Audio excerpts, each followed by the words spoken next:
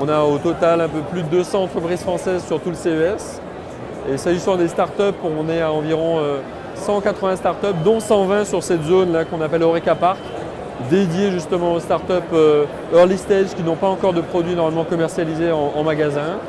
Donc c'est 30% de plus que l'an dernier, où on était déjà représenté en nombre. Et on est la deuxième représentation étrangère, derrière les États-Unis, qui joue à la maison, puisque ce salon se passe à Las Vegas. Le plus des Français, c'est vraiment le fait de pouvoir penser out of the box, d'imaginer des produits auxquels personne n'a pensé et d'arriver avec voilà, cette machine à décanter le vin, cette semelle connectée, cette ceinture qui s'adapte à leur morphologie.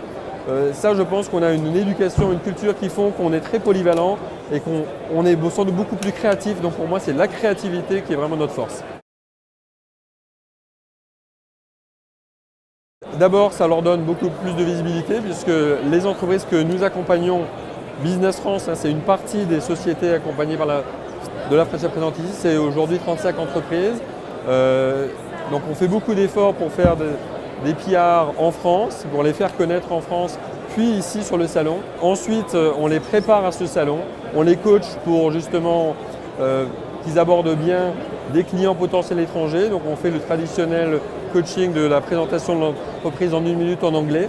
On a fait aussi cette année du media training, comment aborder un média étranger, souvent américain. Ça se prépare, ça ne s'improvise pas. Et enfin, on les a préparés aussi à comment je commence à discuter, à négocier avec un distributeur étranger, un Darty ou Fnac américain, indien, brésilien.